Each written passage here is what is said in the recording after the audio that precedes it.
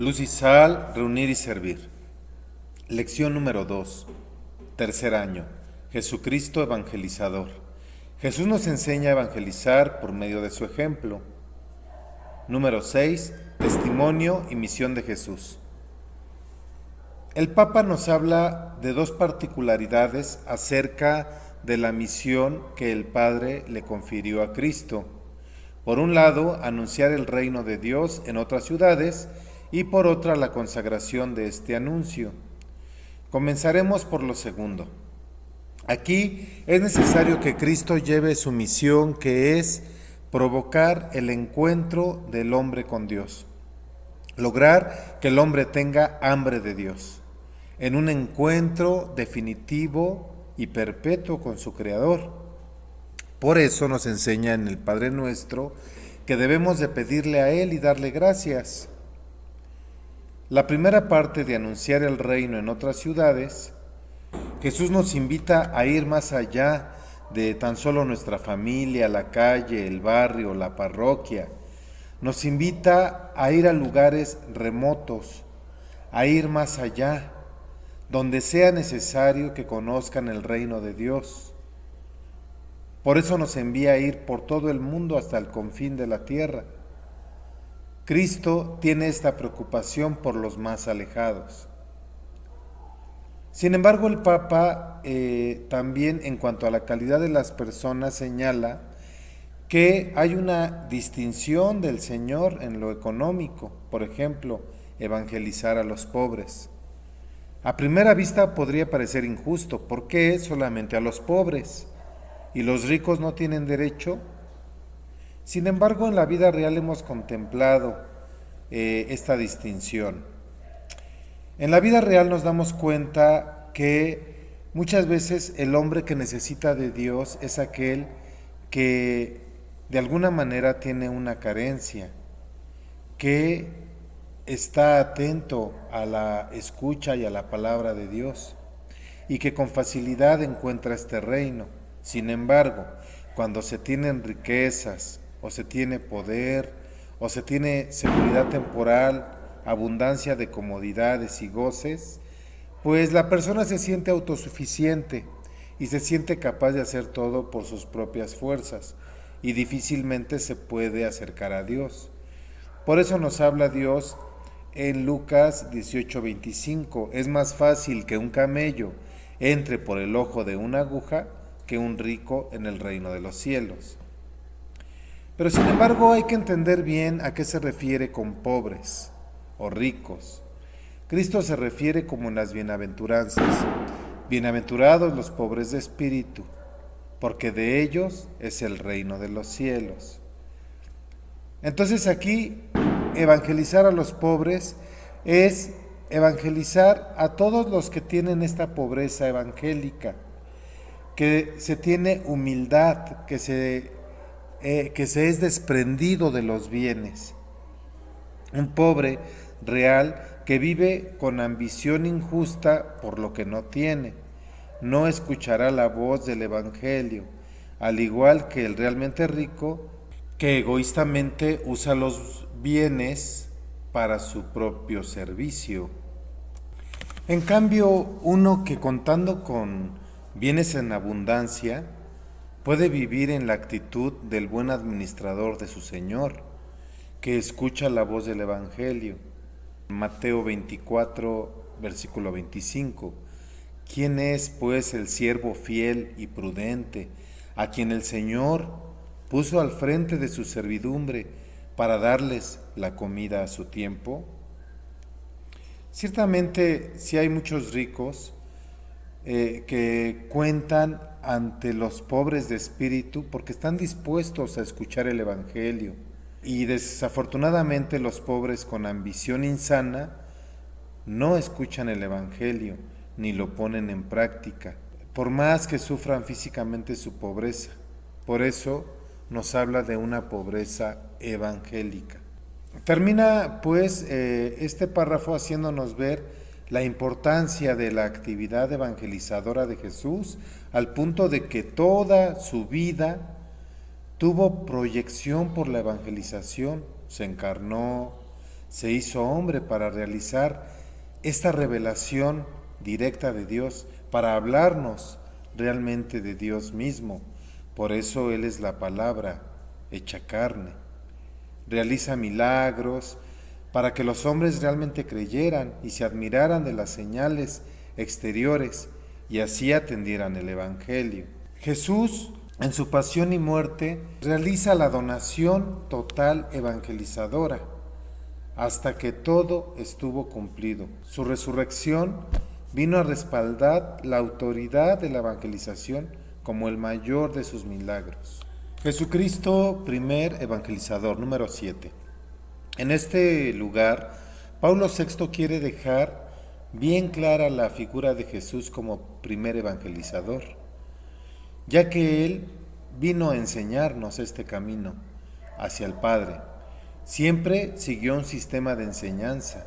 Enseñó primeramente con su ejemplo personal.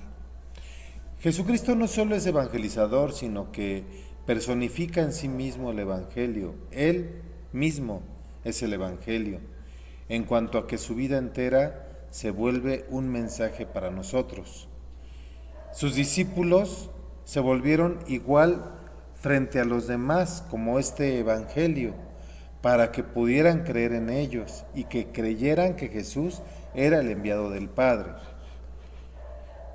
Para evidencia de la identidad de Jesucristo, tiene con el Evangelio, el Papa cita a San Marcos en la frase comienzo del Evangelio de Jesucristo, Hijo de Dios, como lo vemos en Marcos, capítulo 1, versículo 1.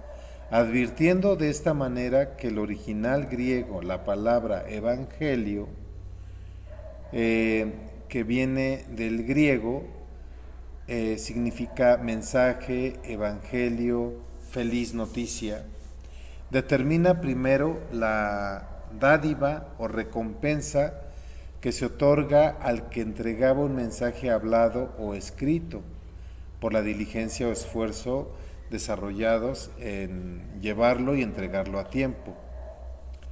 Entonces, Evangelio es la buena noticia que Jesús nos trajo como decisión del Padre para salvarnos.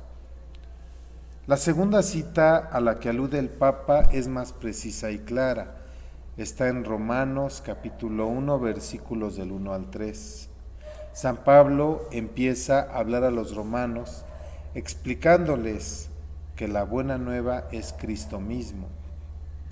Pablo, siervo de Cristo Jesús, apóstol por vocación, escogido para el Evangelio de Dios, que había ya prometido por medio de sus profetas en las Escrituras Sagradas acerca de su Hijo, nacido del linaje de David según la carne. Es pues el Evangelio, la buena nueva, acerca de Jesucristo, el Hijo de Dios. Notemos aquí la alusión que hace el autor al Sínodo de los Obispos como colaboradores de las ideas de este documento. Sí, no se quiere dejar pasar desapercibido el hecho de esta exhortación. ¿Sí?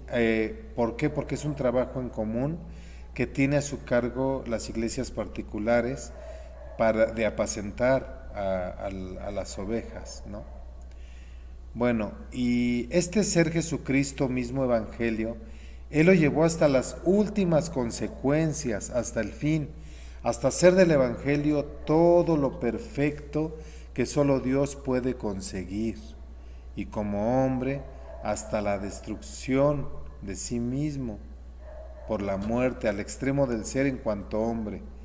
En esta entrega total de Cristo, San Juan, por ejemplo, nos lo expresa en el capítulo 13, versículo 1, habiendo amado a los suyos que estaban en el mundo, los amó hasta el extremo. Y como vemos, pues mucho debe valer esta buena noticia para que Jesucristo se haya ocupado en cuanto a Dios de hacer esta obra perfecta en ellos, ¿no?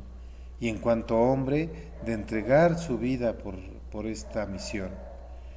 En nuestra mente cristiana, a 2000 años de todos estos hechos, estamos acostumbrados a que Jesús a decir que Jesús resucitó y que nuestra esperanza está en Él. Pero poniéndonos en la mentalidad de aquel momento, tenemos que entender que los hombres de entonces vivían la tremenda tristeza de tener que morir para siempre, ¿sí? Solo así podemos alcanzar a vislumbrar esta feliz noticia de la vida y de la resurrección que encerraba todo este mensaje de Jesucristo. Y con todo, nos es necesario indagar hasta dónde nuestra limitación humana nos permita, realmente qué quiere el Divino Maestro que realicemos cuando nos manda evangelizar, ¿sí? ¿Por qué? Porque pues Él pudo hacerlo mejor y mucho mejor que nosotros, pero quiso y quiere que seamos nosotros, se vale de nosotros. Nos garantiza que pondrá las palabras en nuestra boca para cuando nos envíe en el momento oportuno. Asimismo, existe su promesa de que el Espíritu Santo nos va a asistir en cada momento cuando nosotros vayamos a realizar nuestra misión o nuestro apostolado, y que esta eficacia Él la va a poner en nuestra boca, las palabras que necesitemos.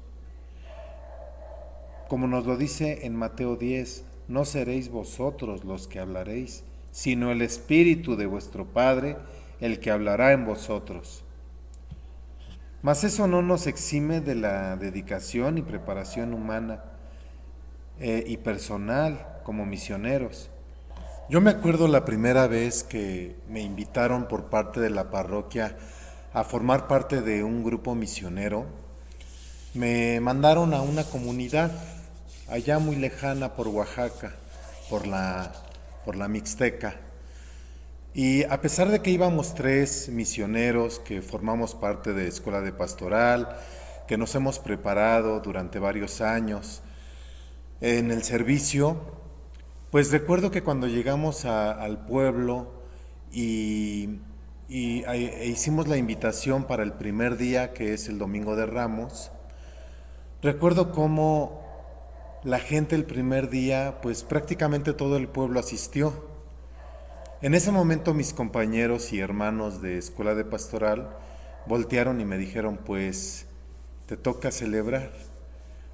Entonces, a pesar de que uno ha estado en una preparación para dar un servicio así, que ha estudiado en Escuela de Pastoral y hemos cumplido de alguna manera con estos cursos, cuando te enfrentas a una situación como esa, donde toda la gente va con devoción y que se corre la voz que llegaron los misioneros y que vienen con ánimo a vivir esta Semana Santa, se hace así porque el sacerdote no puede abarcar todas las comunidades. Por lo tanto, necesita y pide a varias parroquias que se haga esta labor de mandar misioneros laicos a cubrir la Semana Santa.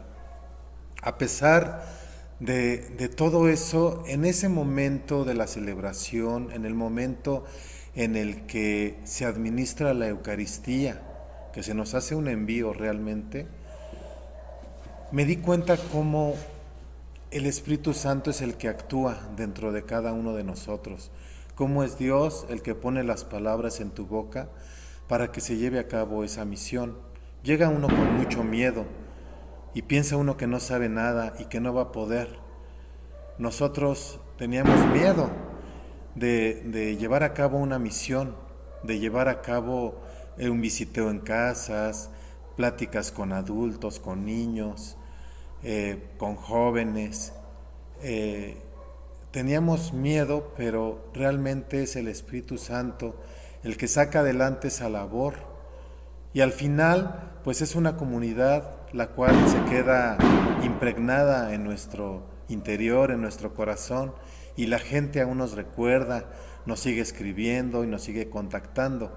Al final de cuentas, la obra de Dios genera frutos abundantes, a tal grado que nuestro grupo misionero en la actualidad está vigente y todos formamos parte de Escuela de Pastoral de esta región de acá de Tláhuac.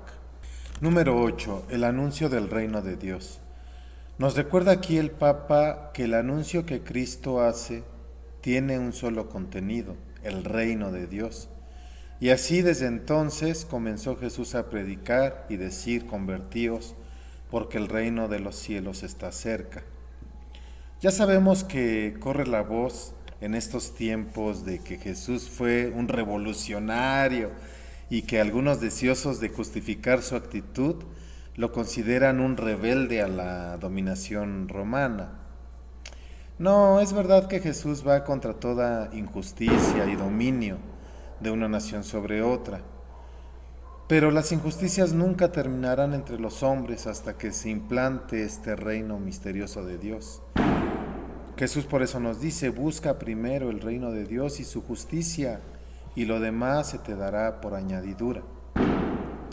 Y también el Papa Pío XI aludía cuando difundió el lema "La paz de Cristo en el reino de Cristo". Entonces, quitémonos esa idea de a un Jesús revolucionario y que va en contra de toda ley o toda norma. Más bien es un Cristo de amor y de paz.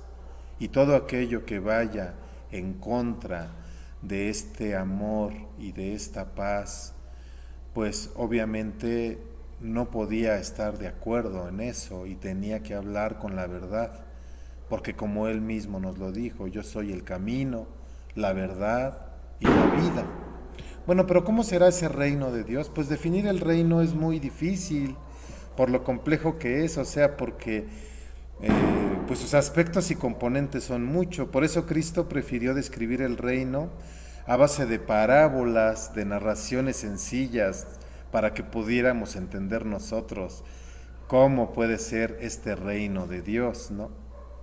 El Papa Pío XI propuso concretamente para implantar el reino en el mundo acendrada espiritualidad, sólida cultura religiosa, cooperación decidida de los seglares en la evangelización, realización de la justicia social, atención a obras de caridad hacia los más necesitados, respeto a un orden superior por parte de los gobiernos y su reconciliación con Dios.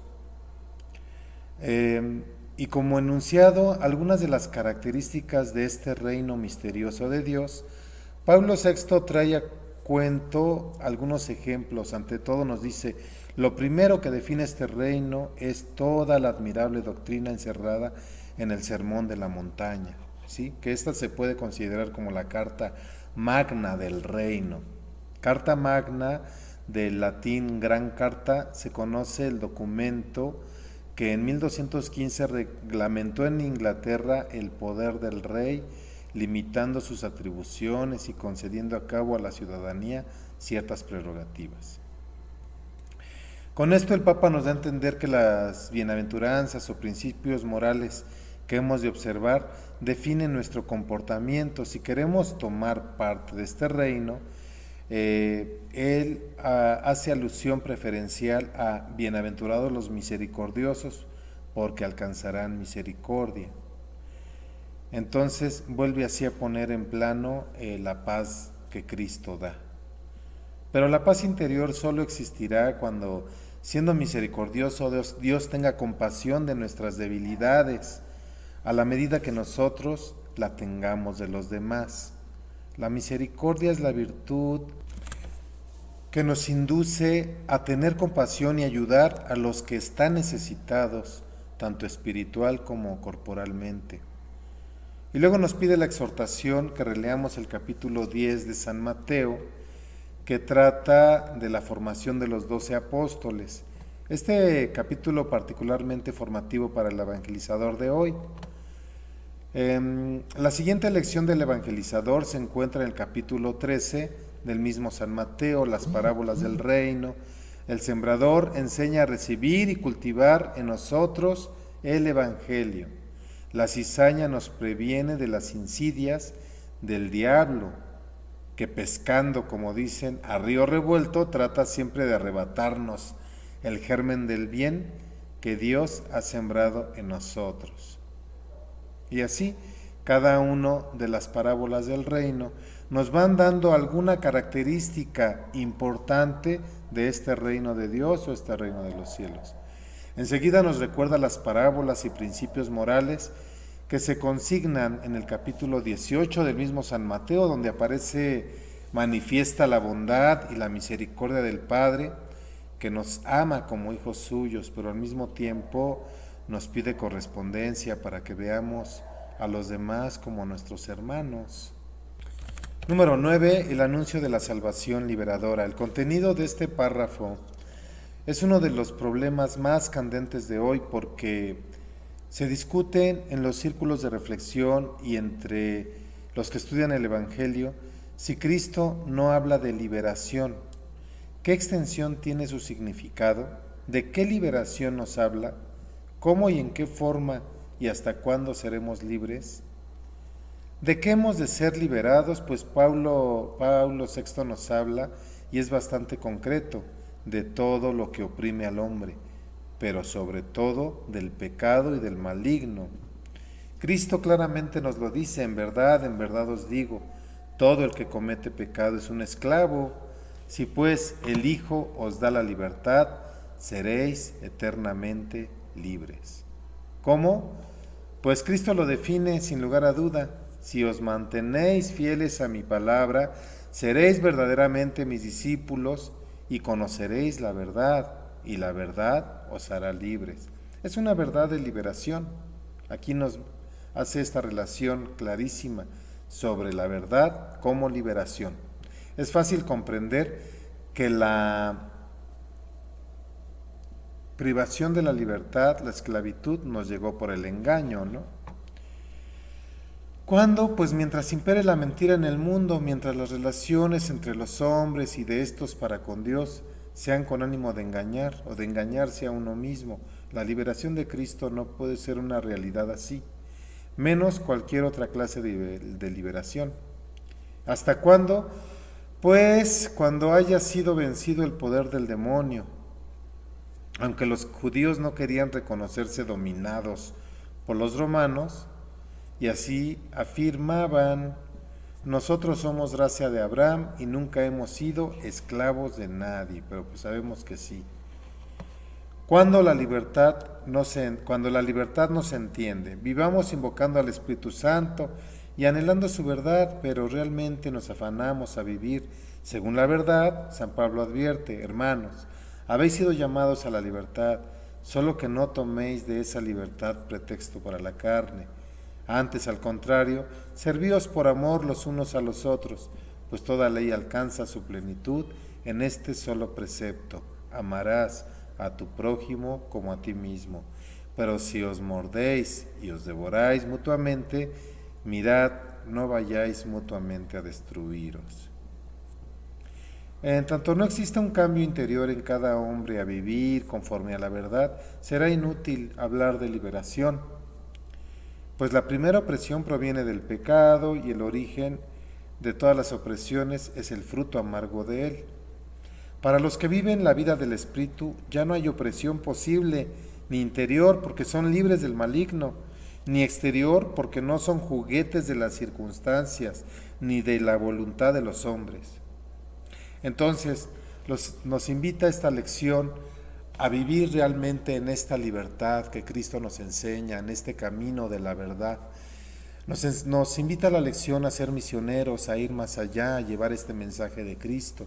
Así es que nosotros los invitamos a nuestro equipo misionero. Si alguien tiene el deseo de llevar a cabo este mensaje, este apostolado, yendo a comunidades lejanas y ayudar a los párrocos que no pueden abarcar todas las comunidades por falta de sacerdotes realmente, pues los laicos entremos en esta acción, en este camino, en este auxilio a nuestros sacerdotes. Están totalmente invitados a continuar con este tercer grado, a ser realmente misioneros, a unirse a algún grupo de misión, de apostolado. No solamente se puede llevar a cabo la misión en lugares muy remotos, sino también en mi misma familia, en mi calle, en mi cuadra, con los vecinos, con los de mi trabajo, con la gente que vive en la calle, con aquellos que viven en soledad o en algún vicio, en depresión. Llevemos a cabo esta misión que Cristo nos encomendó, hermanos. Que Dios los bendiga.